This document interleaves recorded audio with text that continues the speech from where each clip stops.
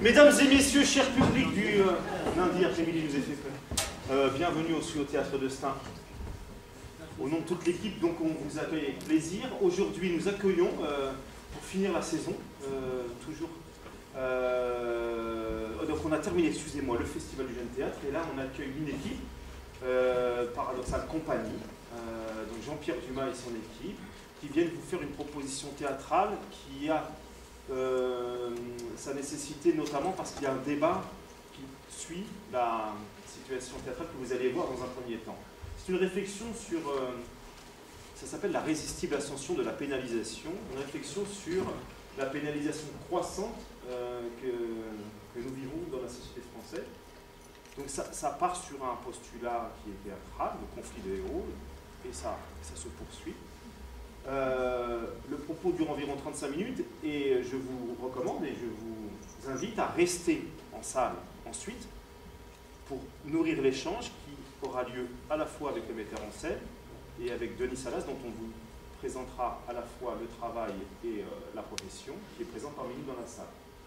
Voilà, je vous souhaite une excellente représentation et donc je vous engage tout à l'heure, bien entendu, à poser toutes les questions que vous souhaitez. N'oubliez pas, pour ceux qui en ont, d'éteindre vos insupportables, s'il vous plaît. Et à tout de suite. Merci infiniment. Merci.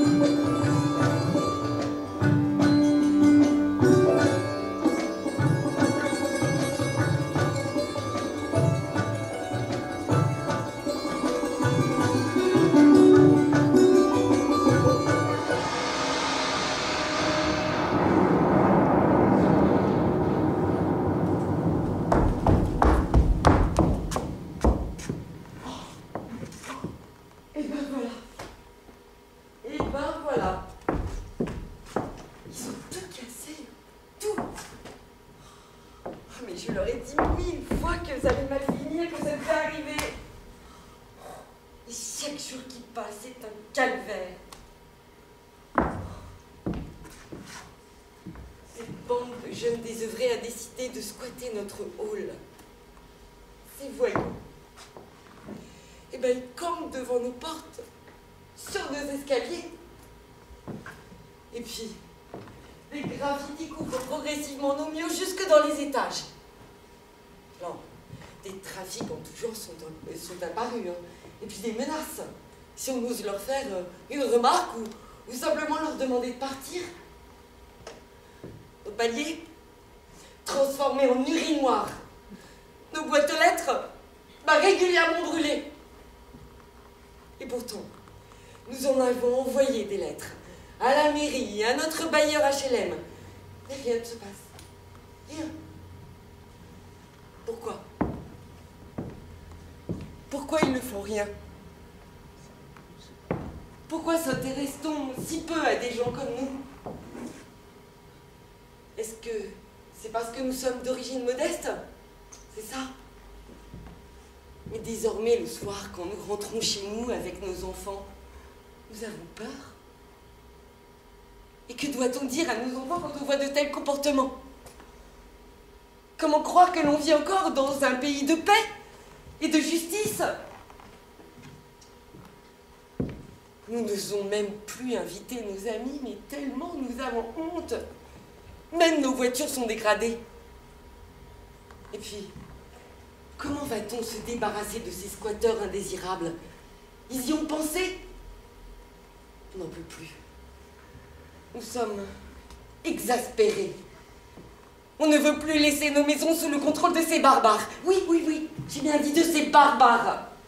Alors maintenant, je vais déposer plainte. Qu'on nous débarrasse de ça. On était tous là. Tous. On était là. Ils voudraient qu'on soit où? Ils nous ont construit quoi? Ils nous ont aménagé quoi? Des délits. Un monde de délits sous chaque pas. Un monde d'infractions. Nos voix, nos gestes, nos vies, nos silences, nos regards, nos saletés. Des contraventions, des délits, des crimes. Des qualifications? Bon à rien, fauteur de troubles, gêneur, sauvageon, délinquant, outrage à agent, outrage à fonctionnaire, incivilité, un monde de reproches, chômage, emploi jeune, un monde de mépris. On était là. Où voudrait-il qu'on soit? Au cinéma, au théâtre, au golf, à l'opéra, au bridge, au musée. Dégradation de biens appartenant à autrui. Cage d'escalier, voiture, boîte aux lettres, mur. Un monde de biens appartenant à autrui. À autrui, c'est sûr. Un monde entier. Ce qu'on dit là, il paraît que c'est caricatural, que c'est ridicule, que personne n'ose plus parler comme ça. Il paraît que tout est plus subtil. Et l'argent dépensé ailleurs qu'ici, l'état de la cité, des murs, des appartements, c'est plus subtil. L'état du monde et l'état des gens ici, des comptes en banque ailleurs et ici, c'est plus subtil. Le prix des choses, le prix des maisons, le prix des meubles, le prix de tout, c'est plus subtil. Il paraît. Il paraît que c'est plus subtil. Ici, il n'y a pas de révolution, pas de plan Marshall. Ça n'existe pas. On parle dans les cages d'escalier, on commet des incivilités, des délits, des crimes. Mais il n'y a pas de révolution. On en est là. Paris, 4e arrondissement. 8 500 € le mètre carré. Le mètre carré, vous avez bien entendu. Salaire minimum brut, 1 154 €. Mensuel, brut. Ouais, vous avez bien entendu. Mais il me paraît que c'est plus subtil. Nous, on était là. On n'était pas ailleurs. On était tous là.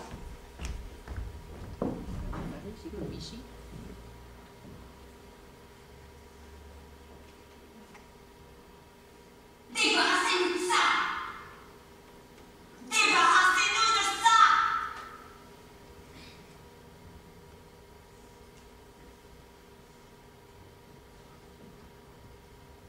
On était tous là! On était tous là!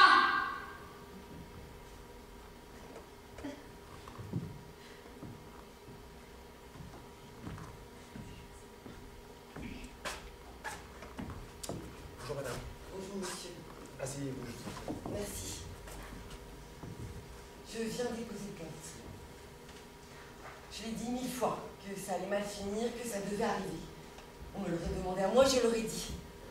1000 fois, je l'ai toujours dit et répété que ça devait arriver. Parfois, je fermais la porte de chez moi. Et là, dans le silence, comme une folle, je disais exactement ce qui vient de se passer. Seule dans ma chambre, je disais, ils vont tout casser, tout! 1000 fois. Je l'ai dit 1000 fois. Alors, notez bien que je veux déposer plainte. Mais pour quel motif, madame? Enfin, c'est à vous de voir ça. Le bruit, les boîtes aux lettres cassées, la peur. J'ai peur, monsieur l'inspecteur. Je crève de peur. Vous les mettrez en prison? Oh, ça serait mérité, non? Sinon, ça sert à quoi, les prisons? Ah oui, ça sert à quoi? Et puis, je les ai prévenus. Depuis le temps que je leur dis que j'allais vous appeler, mais pour tout vous dire, j'avais peur. Et puis hier, je me suis dit, tant pis, cette fois, je veux déposer plainte. Alors je l'ai dit à tout le monde. Alors si vous ne faites rien, ils vont zonger. Alors faites quelque chose cette fois-ci, que je ne ressors pas défigurée, humiliée. Vous comprenez? Il faut que ça cesse. Si on m'avait écouté, mais il y a longtemps qu'ils seraient déjà en prison, et tout ça, ça ne serait jamais arrivé. Pour moi, la sécurité, vous comprenez, ça veut dire quelque chose. Venir déposer plainte, c'est un sens pour moi.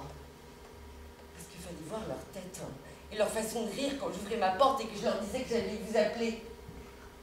Je vous le répète, si vous ne faites rien, ils vont se venger. J'ai entendu dire qu'il y avait de nouvelles lois. Il paraît qu'il suffit qu'ils soient réunis dans le hall pour que vous puissiez les mettre en prison. Alors je vous en supplie. Débarrassez-nous de ça. Très bien. Au revoir, madame. Au revoir, monsieur.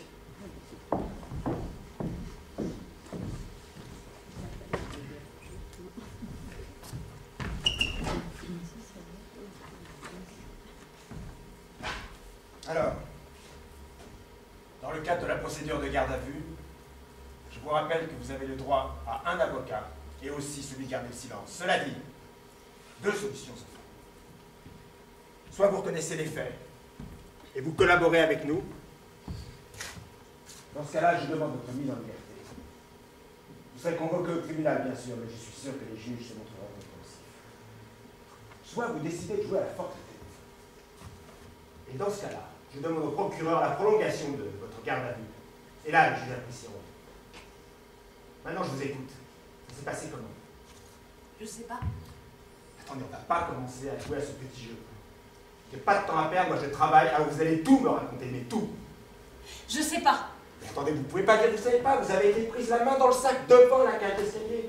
C'est la première fois que je me retrouve devant vous, je ne comprends pas. Ok, très bien, je vais vous expliquer. Moi, mon boulot, à moi, c'est d'être là, d'être plus fort. Okay. Dehors, il y a des gens, il y a des gens qui habitent dans la ville, dans les rues, dans les immeubles, partout. Et si on les touche, ces gens, si on les frappe, si on les gêne, il faut bien que quelqu'un intervienne. Non? Mais c'est pas le juge qui va intervenir. Non, lui, il est au tribunal, dans les bureaux, pas ailleurs. Non, celui qui vient quand on l'appelle, dans les quartiers, partout, c'est moi. Celui qui parle en premier, c'est moi. Celui qui met le point final, c'est moi. Voilà, ça vous va? Il y a votre violence et il y a la nôtre, la force publique. Une qui a tort, une qui a raison. Moi, ce que je fais, c'est protéger les gens et la société, c'est tout. Maintenant, je vous écoute.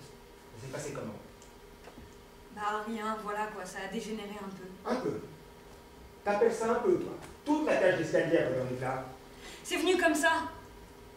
On était là, tous, voilà, ça vous va? Tous et c'est venu. Parce que vous ne les connaissez pas.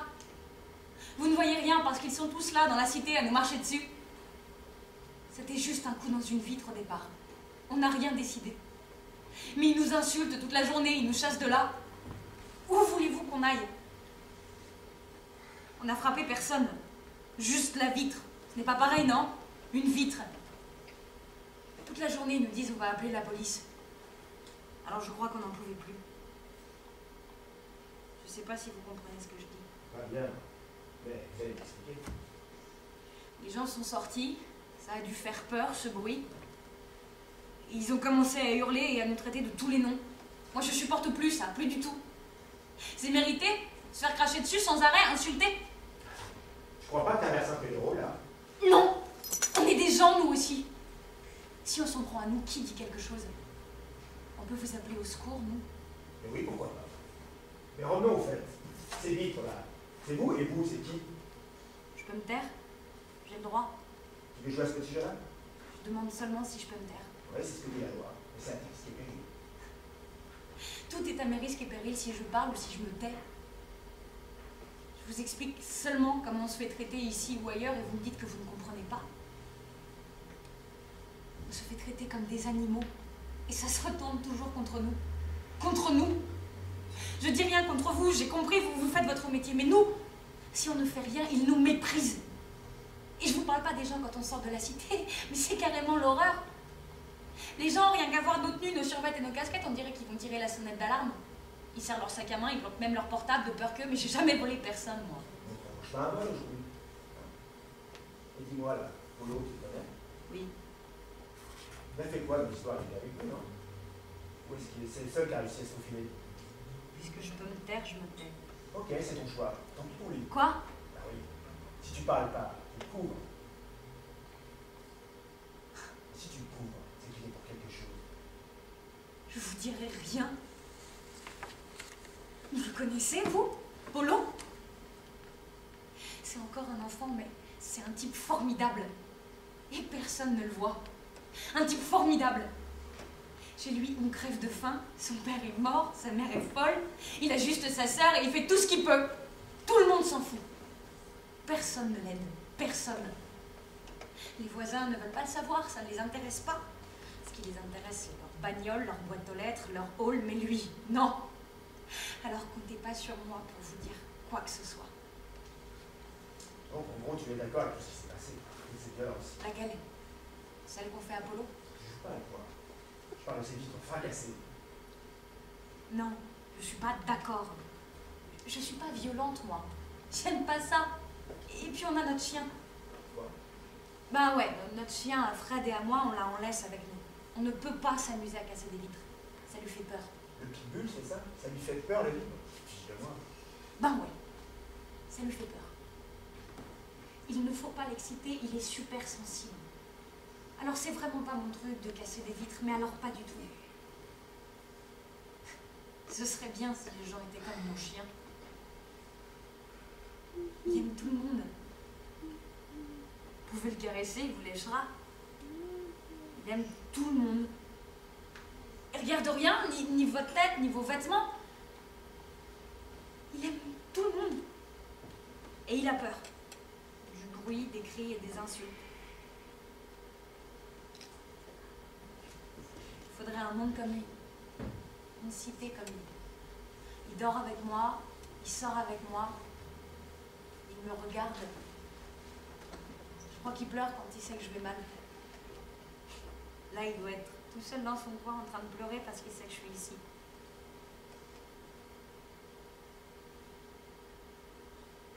Donner un chien comme ça à tous les gens de la cité, ils nous regarderont autrement. Ils arrêteront de jeter sur nous leurs ordures et leurs insultes. Je dis pas qu'ils nous aimeront, même si on leur ressemble.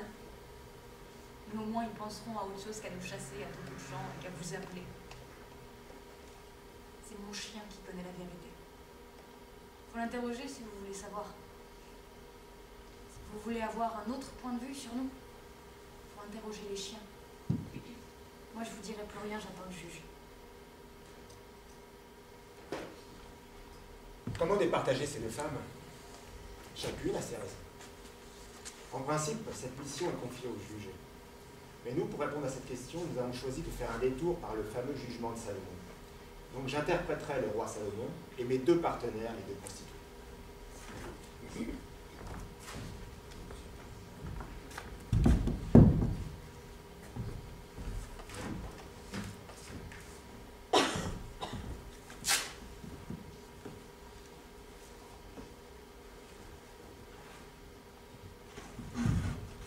Deux prostituées vinrent à moi.